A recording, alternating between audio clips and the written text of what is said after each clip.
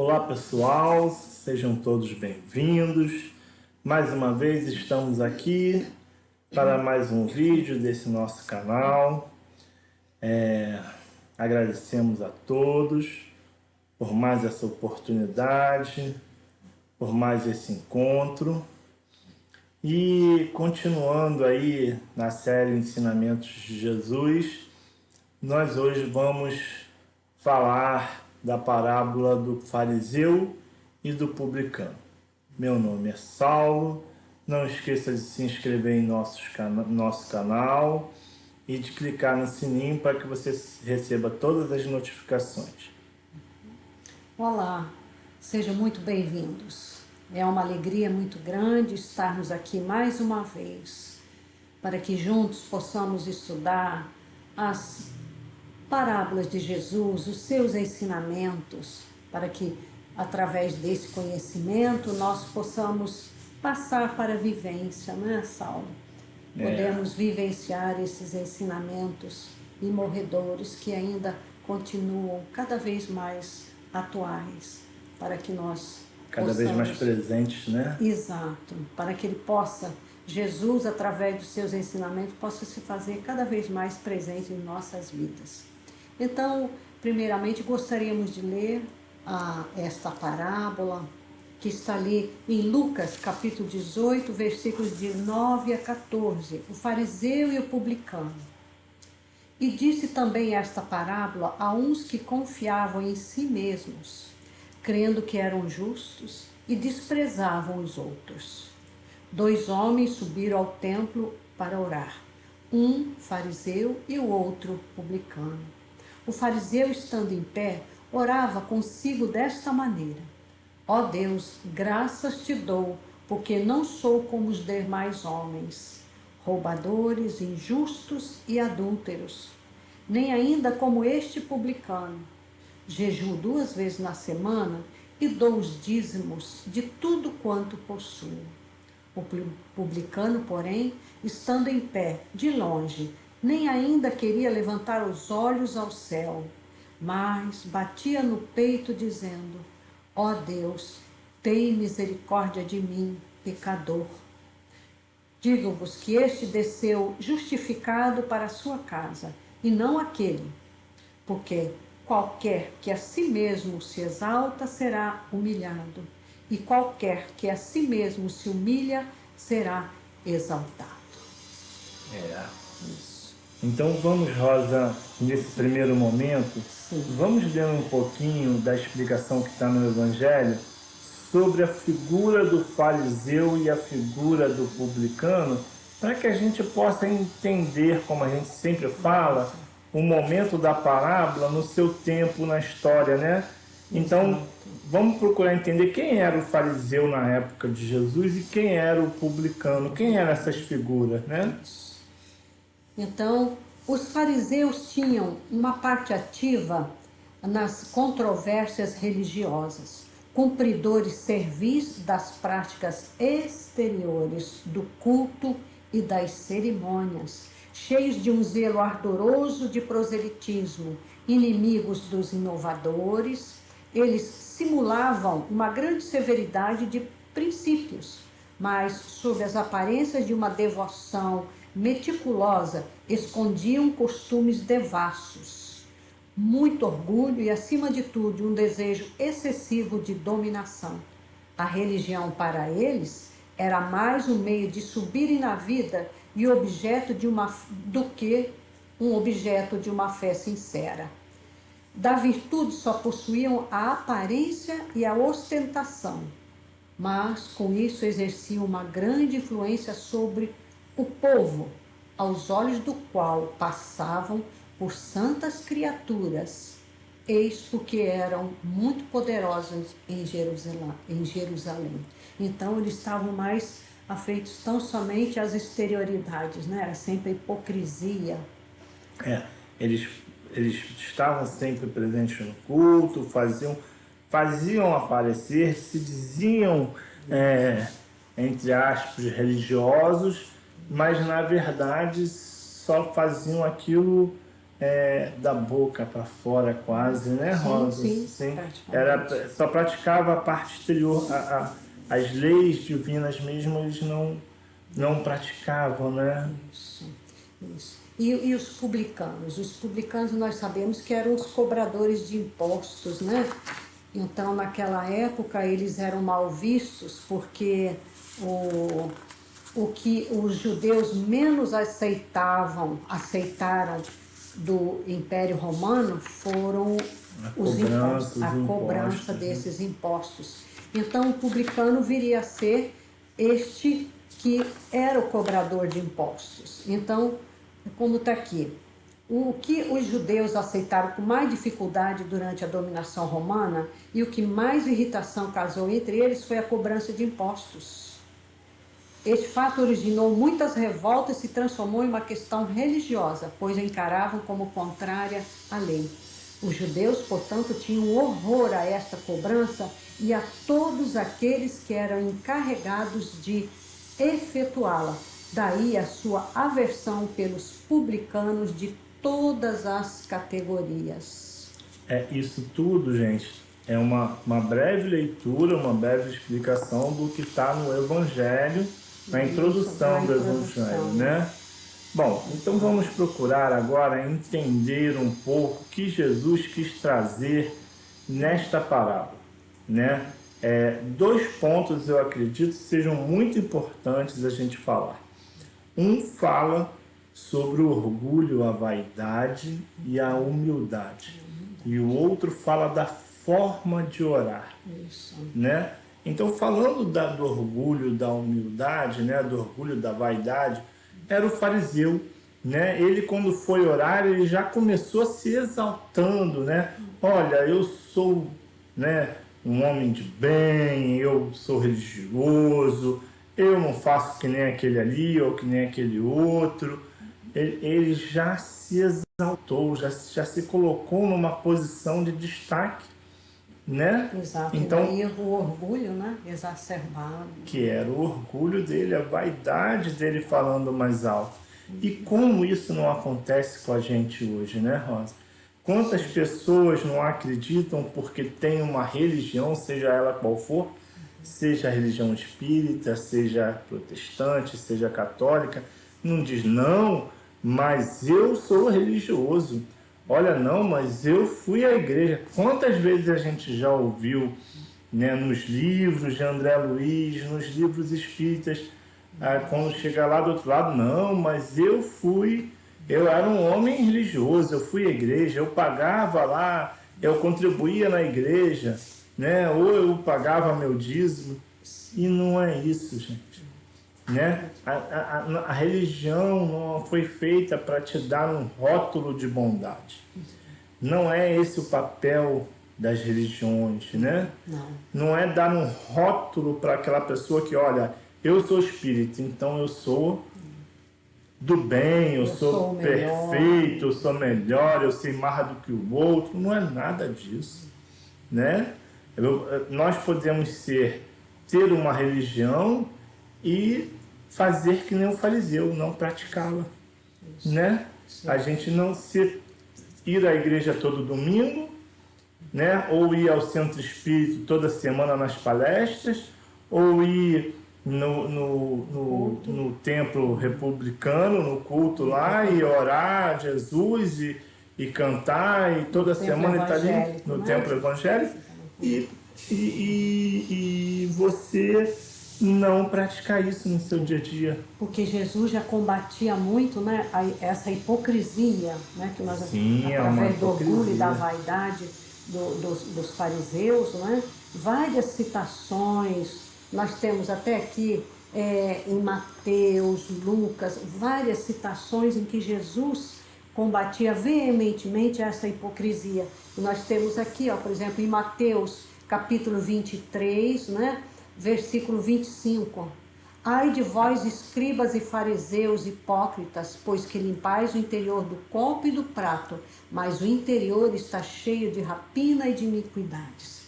E depois, logo em seguida, ali também Mateus 23, 27, ai de vós, escribas e fariseus hipócritas, Sois semelhantes a sepulcros caiados, que por fora parecem bonitos, mas por dentro estão cheios de ossos de mortos e de toda a podridão. Ele combatia veementemente. Depois também em Mateus 15, hipócritas, bem profetizou vós Isaías quando disse: este povo me honra de lábios, mas conserva longe de mim o coração.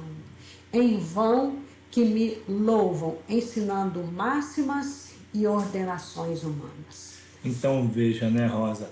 Jesus a todo momento nos convida a vivenciar o Evangelho.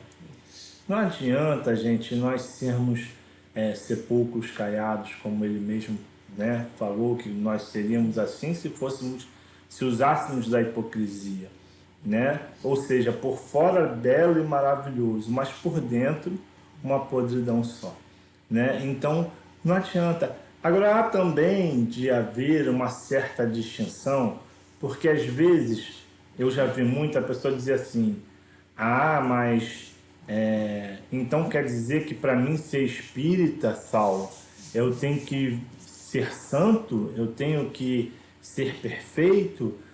Não, ninguém está te exigindo a perfeição, ninguém está te exigindo que você se torne santo do dia para a noite, mas que haja a verdadeira vontade de se transformar, que haja o verdadeiro esforço em se transformar, que haja mudança ao longo do tempo. Sim. Né?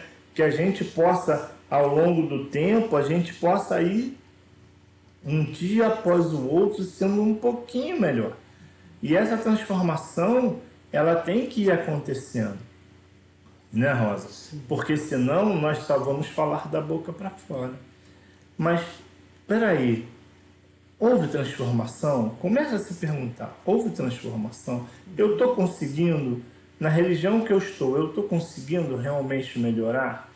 Eu estou conseguindo fazer esse trabalho humilde de transformação pessoal? Né, Rosa? Porque senão nós vamos simplesmente fazer como fariseu. E nessa conversa que você faz com Deus no momento da oração, é um colóquio íntimo. É um momento que você não precisa estar na frente de ninguém. Você não precisa orar na praça pública, você não precisa orar em voz alta nas igrejas para que as pessoas digam: olha como ele faz uma oração grande. Isso também, bonita, somente orar nos templos, nas né? igrejas ou no centro espírita, nós sabemos que não há essa exigência, né? Podemos sim, quando estamos nos templos religiosos, nas nossas igrejas, nossos centros, mas a oração deve ser constante, né? Pouco importa onde estejamos. E não precisa de palavras rebuscadas. Olha, falar com Deus é como você estivesse falando com seu pai, né? Então é um colóquio íntimo, é uma palavra amigável, uma palavra sincera. Fazendo uso da humildade como publicano que reconheceu que era pecador. Que era pecador. Ele não ousou levantar a cabeça, mas ele de cabeça baixa, nesse ato de humildade, né, simbolizando essa humildade que ele era detentor, embora ele fosse execrado, né, como o outro, o fariseu, julgando pela sua profissão, né, ele pelo fato de ser um cobrador de impostos, ele era visto como uma pessoa de má vida. No entanto, Jesus coloca ali propositadamente, né, essa pessoa que era mal vista pelos judeus, execrado, como uma figura que era odiada por todos, mas ao mesmo tempo ele era o verdadeiro servo de Deus. Sim. Né? A humildade é um ponto muito importante e crucial no Evangelho de Jesus. Além dessas passagens, eu lembro de uma citação que ele diz para que você não sente no lugar mais próximo ao dono da casa, né? Que você vai buscar o último lugar da mesa, e aí, se ele quiser, ele te chame para o próximo, porque naquela época as pessoas mais importantes eram colocadas à direita e à esquerda do dono da mesa, né, da cabeceira. Então que você não vá lá e se coloque ali, né, que você se coloca no último lugar da mesa, se o dono assim quiser, ele vai lhe chamar, né? Então é a questão da humildade. Nós temos que sempre nos colocar com humildade. Então vai orar, você não precisa fazer essa oração para que ninguém escute, né? Vai fazer a caridade, a sua caridade não precisa ser vista por ninguém. Como Jesus diz, nem a mão direita tem que ver o que a mão esquerda faz, né? Então vai orar, vai praticar a caridade, vai fazer as suas ações sempre com humildade, sempre... Gente, o orgulho e a vaidade, elas são as grandes propagadoras de todos os outros males, né? É dela que nasce o egoísmo, é dela que nasce um monte de coisa muito ruim que só vai lhe trazer desenganos e prejuízos. Então, a gente precisa aprender a viver bem, né? Um com o outro, né? A viver bem também consigo mesmo, e você só vai conseguir isso com humildade. Então, se você fez um ato e que você acredita que tem errado, vá lá, peça perdão, né? Se humilde, porque muita gente vai dizer assim, não vou pedir perdão não, porque eu pedir perdão, pelo amor de Deus, eu vou me humilhar. Não é se humilhar, é se humildar, né? Seja humilde, né? Peça perdão pelos seus erros. Você hoje pode achar que o outro é o errado, que o outro é o algoz, mas será que no passado não foi você? Será que a fonte de tudo isso não está remontada lá de tempos atrás? Nós nunca sabemos, então vamos buscar sempre fazer a nossa parte, mas com sinceridade, né? Sim, e aí a gente vai também agora remontando para a oração, né, Rosa? Sim, então a oração, ao mesmo tempo que Jesus nos deixa o exemplo, né, do orgulho, né, caracterizado pela figura do fariseu, a humildade pela figura do publicano, e também a maneira correta de orarmos, sempre que a humildade estaria ali. Pouco importa as palavras, pouco importa a forma, não é, de nós expressarmos. O que importa é nós expressarmos os nossos sentimentos a Deus. Esta é a nossa proposta, né? De chamarmos a atenção para que todos nós não nos preocupemos, né, em decorar aquelas orações bonitas, mas se não colocarmos os nossos sentimentos ali, não é? Se não estiver expressando os nossos desejos, se não for expressão da nossa sinceridade, da nossa humildade, como Jesus nos ensinou. E mais do que ninguém, Jesus é o exemplo de como se fazer uma oração. Jesus orava constantemente. Ele, durante toda a sua vida, principalmente quando da sua pregação, naqueles 3 anos, Jesus sempre orou.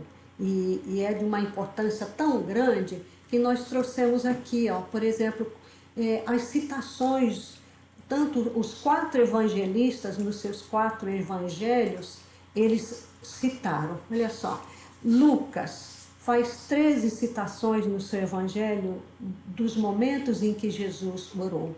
Mateus faz 9 citações, Marcos 8 citações, João 5, então são 35 citações, não que Jesus tenha orado tão somente essas 35 vezes, mas para nos mostrar a importância da oração em nossas vidas, não é? Sim, orar sempre, né? Orar sempre, pouco importa. Como está aqui no Evangelho, então, gostaríamos de até indicar a vocês os capítulos do Evangelho segundo o Espiritismo, no capítulo 27 e 28. então que seria ali nos dar uma definição do que vem ser verdadeiramente esta oração. E o capítulo 28 são modelos de preces, não que haja necessidade de nós utilizarmos tão somente aquelas orações ali, mas foram sugestões, né, dadas pelos espíritos, e Kardec escolheu dentre várias sugestões, né, que são preces por quem ora, prece pelos doentes, prece pelos obsediados, prece pelos outros. Se né? me permite dizer, Kardec, como um grande professor, ele foi um didático, né? Assim como ele traz no livro todos esses ensinamentos, ele acaba trazendo então algumas orações para que você pudesse ter assim, de certa forma, a sua vida facilitada, para que se você não souber como se expressar, então você vai ali, vai ler, tem sempre uma explicação do que é a prece e você terá a prece. Mas como a gente já falou, a prece, a melhor prece, a forma mais correta de fazer a prece é aquela prece do coração. Do coração, né? com certeza. Como está aqui, né? No início do capítulo 28, né? Coletânea de preces espíritas, está ali no preâmbulo. Os espíritos sempre disseram, nos afirma Kardec, a forma não é nada, o pensamento é tudo. Orai cada um segundo vossas convicções e do modo que mais vos sensibilizar. Um bom pensamento vale mais que numerosas palavras com as quais o coração nada tem. Então, antes, né, de colocar a coletânea de preces, Kardec nos deixa essa explicação que não deixa dúvida alguma, que pouco importa a forma, o que importa são os sentimentos ali. E tem, por exemplo, a forma desenvolvida do Pai Nosso, né, que é a oração que Jesus nos deixou quando os discípulos pediram, né, a Jesus que os ensinasse a orar. Então Jesus se dirige a eles com essa que está aqui no Evangelho como oração dominical, ou como nós conhecemos, a oração de Pai Nosso. Então, este Pai Nosso, como está aqui no Evangelho, resume os deveres do homem, quer dizer, do ser humano para com Deus, para consigo mesmo e também para com o próximo. É uma oração que não se deve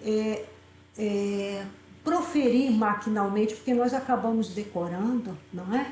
Mas nós irmos refletindo em cada palavra, pensando naquilo que Jesus tentou nos ensinar. E para aqueles que ainda não têm um entendimento completo, como tem aqui a oração desenvolvida do Pai Nosso, é uma explicação maravilhosa, né? Em que cada trecho ali, os espíritos deixaram como sugestão a Kardec, e como ele próprio diz aqui, afirma que com a sugestão dos espíritos e com o apoio deles próprios, então nos deixou essa forma desenvolvida da oração que Jesus nos deixou.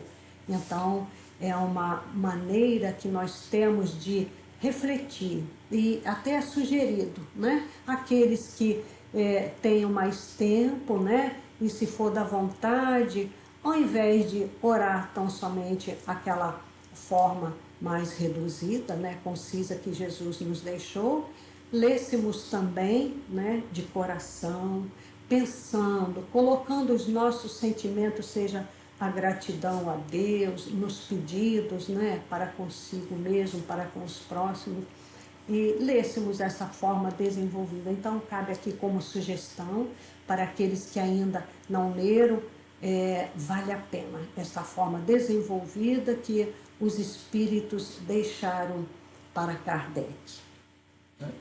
Se você puder me deixar um minutinho, eu lembrei agora da oração do Pai Nosso meditado. Procura essa oração do Pai Nosso meditado. Prometo que depois eu vou colocar aí também nas descrições do vídeo, que é muito bonito também, porque e ajuda muito você a entender, porque muitas vezes quando você fala a oração do Pai Nosso de forma maquinal, né, vamos dizer assim, sem prestar atenção, você então não faz a oração de forma correta, né, como deveria, né? E há aqueles também, não é, Saulo, se me permite, que acham que é pelo número de Pai Nossos ou Ave Marias que vai ser de maneira efetiva, você vai conseguir algum resultado. Não é a quantidade, como não é pela repetição. Não é pela repetição, não é pela quantidade de palavras ou quantidade de orações, não. Basta fazer de coração, uma única vez, mas de coração. A expressão sincera dos nossos sentimentos, seja no ato de adoração, sempre agradecemos a Deus, né? Como nos orienta os amigos espirituais,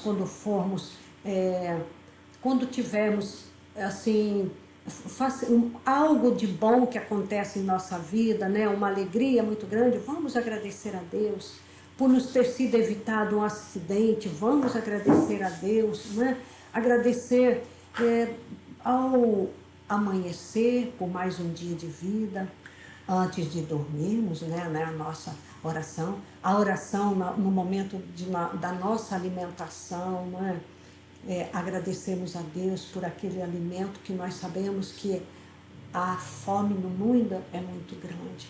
Então, se nós temos a possibilidade de ter uma oportunidade de caridade, né? Sim, de termos aquele alimento na nossa mesa, uma alimentação farta, ou mesmo uma alimentação que pode não ser a que gostaríamos de ter, mas que basta para nos saciar a nossa fome. Vamos agradecer a Deus por aquele alimento e vamos pensar naqueles, né, que não têm o mínimo necessário, muitos deles perecendo pela fome. Próximo, né?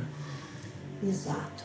Então, Rosa, desculpa, eu me lembrou, você falando, fazendo esse comentário, me lembrou de um outro ponto, que até Jesus acaba falando aí na passagem, né?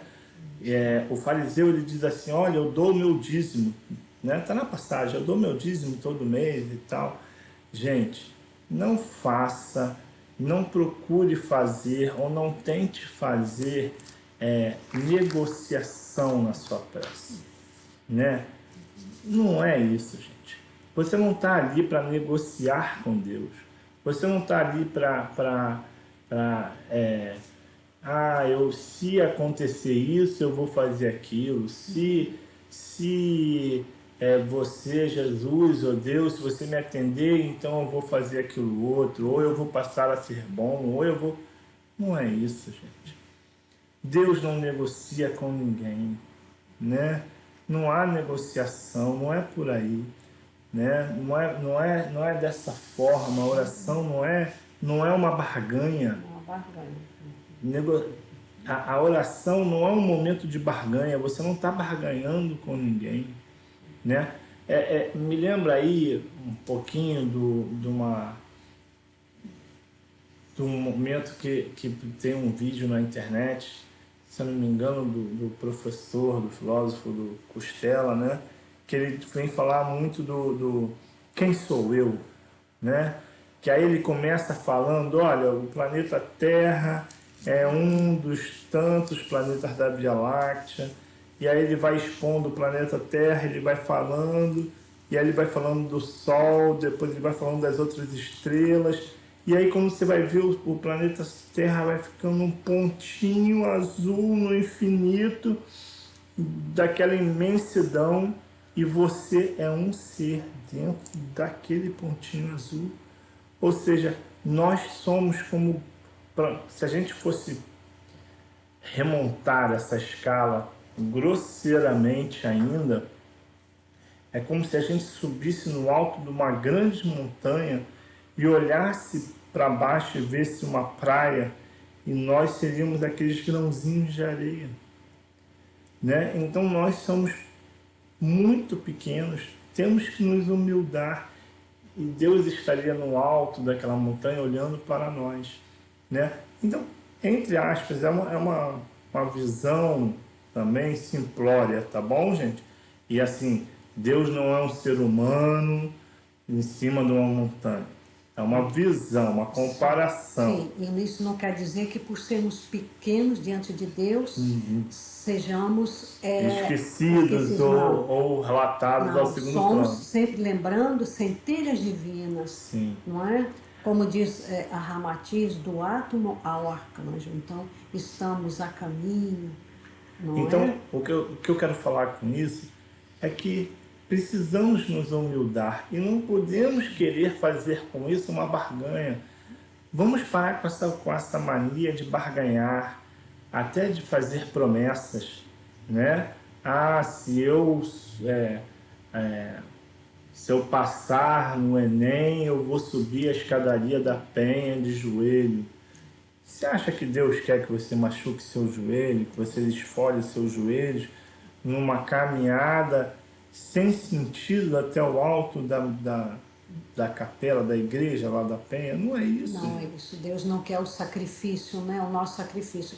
O sacrifício que é pedido, como Jesus nos orienta, é o sacrifício de nós deixarmos de lado o orgulho, a vaidade, o egoísmo. Esse seria o sacrifício maior. É o nosso sacrifício, no nosso esforço de nos melhorar, de nos burilar, de nos aprimorar, de nos evangelizar e com isso nos angelizarmos.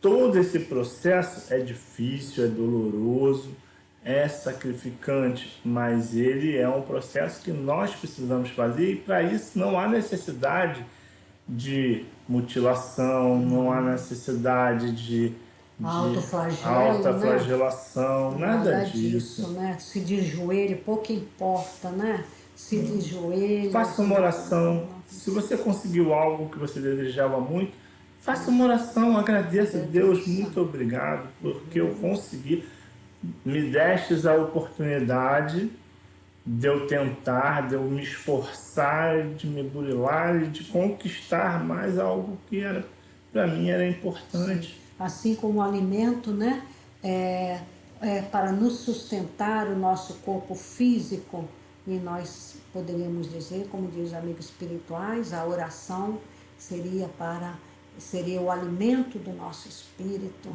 Então, que todo crente, né, crente naquele que crê em algo, nesta energia amorosa que nos criou e nos mantém em Deus, nosso Pai, pouco importa a designação que cada um de nós possa chamar Deus, Pai, amorosamente como Jesus se dirigia, aquele Pai amoroso e complacente. Então, Jesus foi o exemplo de como orar. Jesus, como diz os amigos espirituais, Jesus morreu como viveu, em oração. Sim. Jesus morreu e viveu em oração o tempo todo, principalmente naqueles momentos de dificuldade, quando ele tinha que tomar uma atitude, quando ele tinha que resolver algo, né, que era importante. Ele orava constantemente, como nós podemos ver lá nos evangelhos, que nós também possamos desenvolver este hábito, né, de qualquer, meu Deus, eu não sei, o que eu faço agora? Eu sigo tal caminho ou aquele outro? Então vamos orar no momento de indecisão, né, que nós tivermos ali alguma dificuldade, seja uma doença, seja um desentendimento com um familiar. Vamos orar, vamos pedir a Deus, a Jesus, aos benfeitores espirituais, aos nossos guias e mentores, constantemente, né? Sendo também gratos, né? Como sempre gostamos de dizer, já dissemos aqui várias vezes, agradecermos também, não só pedirmos, né? Sabendo que nem tudo o que nós pedimos, Deus pode responder de maneira positiva e efetiva, porque Deus sabe o que é melhor para nós. Por isso que sabiamente Jesus nos dizia: seja feita a vossa vontade, assim na terra como no céu. Que a gente não esqueça nunca, que nós não esqueçamos nunca de pedir, mas ao mesmo tempo dizer: Pai, que se faça não a minha, não a nossa, mas a vossa vontade. É o ato, de submissão à vontade do Pai. E é esta humildade verdadeira, quando nós temos a resignação, porque Deus não nos atende naquela hora, porque Ele sabe o que é melhor para nós. É como aquela criança, né? Que não quer, como já sempre citou, não quer tomar o remédio para se curar, o remédio amargo, mas tem que tomar. Então, Deus sabe o que é melhor para nós. Podemos pedir, mas, sobretudo, saber o que estamos pedindo. Vamos pedir, então, paciência, tolerância, resignação. Um filme, Rosa, que me veio à cabeça agora, e é uma comédia, tá? Porque a gente não precisa tirar ensinamentos só dos documentários. Podemos tentar tirar alguns ensinamentos. É sempre positivo você tirar algo de bom das coisas, né? Então tudo na vida vai ter o seu lado positivo, aquilo que você pode extrair de bom, e aquilo que você não acredita que seja adequado, que você pode então não usufruir. E uma comédia que tem hoje em dia, já de alguns tempos, de alguns anos para trás, que é o Todo-Poderoso. Eu não sei se você já viu, em que ele então, no ato de vaidade, ele se revolta contra Deus e diz que, e nessa revolta, ele diz, mas isso é muito fácil, porque para você é Deus, você faz o que quer, né? Se eu fosse Deus, eu não ia fazer assim, não sei o quê, e aí Deus chega para ele e diz, então tá, então agora você é Deus, né? E aí ele, num determinado momento do filme lá, ele começa a ouvir aquele monte de vozes, de orações, e aí diz, meu Deus, eu tenho que ouvir tudo isso, né? Eu tenho que responder todas essas pessoas, não, eu vou fazer diferente. Aí ele, vou botar num computador, ele botou numa caixa de e-mail, aí explodiu a caixa de e-mail, porque eram tantas orações, explodiu a caixa de e-mail. Aí ele falou assim, não, nossa, já explodiu em segundos, explodiu minha caixa, então vou dar sim para todo mundo. Aí não sei quantos milhões acertou na Mega Sena, né, do lugar, não sei quantos... Aí ninguém ganhou quase nada. Aí ninguém ganhou nada, todo mundo ganhou. Então, não é assim que funciona, gente. Deus sabe o que é melhor para nós. Sim, não é assim. Vamos pedir aquilo que nós sabemos que faça parte da nossa vida, não somente material, mas que possa nos propiciar uma vida espiritual mais equilibrada, né? Que nós tenhamos mais consciência de que aqui estamos de passagem, que aqui é uma escola, é um hospital, né? Estamos aqui para aprender, e que a nossa verdadeira vida é a vida espiritual. Que nas nossas orações, então, nós possamos pedir para que Deus nos ajude a desenvolvermos as virtudes, principalmente da humildade, então, tão necessária, né? Eu costumo brincar, né, com o pessoal aqui no centro, quando o pessoal, eu digo assim, olha, quando você entrar lá para orar, cuidado com o que você vai pedir, né? Porque se eu peço para ser humilde, será que Deus faz assim, num estalar de dedos e me transforma no ser humilde? Ou será que Deus vai me dar as oportunidades para que eu me transforme num ser mais humilde? Sim. E essas oportunidades talvez não será me passando por dificuldades, por provações, né? Por momentos onde eu vou ter que provar a minha humildade já conquistada. Então, eu não quero ser vaidoso. Opa, será que Deus vai fazer assim e vai te transformar num ser menos vaidoso? Ou será que Ele vai lhe colocar à prova ou em situações que você vai aprender a ser menos vaidoso? Então, gente, vamos saber pedir para que Deus me dê forças, para que nós possamos ter sabedoria, ter conhecimento, ter determinação para nos transformar, para aprendermos tudo isso, porque Deus não está aí para satisfazer as minhas vontades. Deus não está aqui para satisfazer o meu orgulho, a minha vaidade, as minhas paixões, satisfazer as minhas sensações. Não é isso, né? Então vamos aprender a orar né, de forma sincera, Simples, sincera, pouco humilde, importa as palavras, que as sim, palavras sejam sinceras, simples, né? sem Mas que negociar, sem tentar barganhar, sem né, tentar com Deus. barganhar, né? E de Exato. forma que a gente entenda que, né, que a gente precisa entender que é a vontade do Pai. Sim, Dentro dessa vontade do Pai que eu sim, possa então ir aprendendo. sim, Por isso que a oração que Jesus nos ensinou é tão importante, porque ela já começa, né, fazendo essa menção, né? sim, Deus, que seja feita a vossa vontade, né? sim, exato. Então, para que nós pudéssemos encerrar, né, Saulo, gostaríamos de ler aqui um trechinho do Evangelho segundo o Espiritismo, Santo Agostinho, quando ele fala aqui no capítulo 27, né, Pedi ao que tereis, que é a aventura da prece, ou então em outras edições está ali, a felicidade que a oração nos oferece. Está ali, a prece é o orvalho divino que faz desaparecer o grande calor das paixões. Filha mais velha da fé, ela nos leva pelo caminho que conduz a Deus. No recolhimento e na solidão estais com Deus. E para vós não há mistérios, porque eles se desvendam. Apóstolos do pensamento, para vós é a verdadeira vida. Vossa alma se desliga da matéria e se lança nestes mundos infinitos e etéreos que os pobres humanos desconhecem. Caminhai, caminhai pelos caminhos da prece e escutareis as vozes dos anjos. Então, aqui somente um trechinho.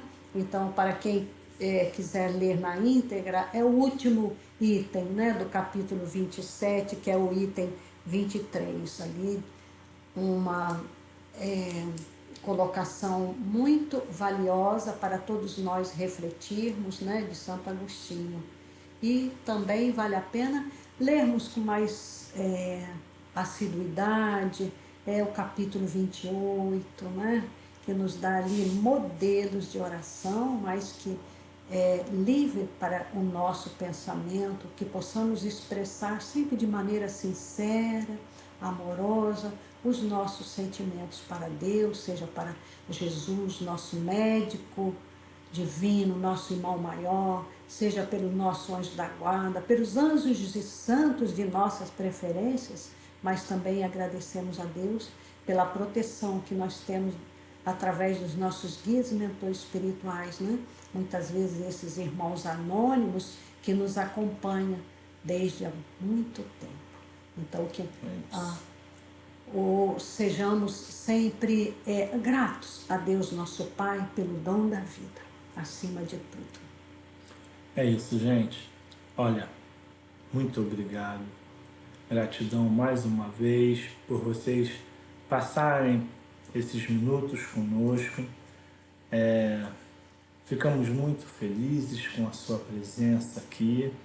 Deixe seu comentário, deixe sua participação, compartilhe o nosso canal e uma sugestão. Ao terminar de ver esse vídeo, faça uma prece, aquela lá de dentro do coração, tá bom? Fiquem com Deus. E só uma vez mais lembrando, né? Jesus no auge da sua dor, ali, quase expirando na cruz, pediu pelos seus algozes: Pai, perdoa-os, porque eles não sabem o que fazem. E no momento, no último instante da sua vida, ele também entregou a Deus, nosso Pai. Pai, em tuas mãos eu entrego o meu espírito. Um ato de humildade, um ato de perdão. Então, que nós possamos seguir o exemplo de Jesus nos momentos mais difíceis da nossa vida, da nossa caminhada, através da rogativa, para que Deus, nosso Pai, nos sustente, nos oriente, nos encaminhe. Então, a nossa eterna gratidão a Deus, nosso Pai, a Jesus, E a nossa gratidão também a vocês que nos acompanham até aqui. Fiquem com Deus, que Jesus os abençoe hoje e sempre. Graças a Deus. Um Graças a abraço. Deus. Um abraço fraterno a todos.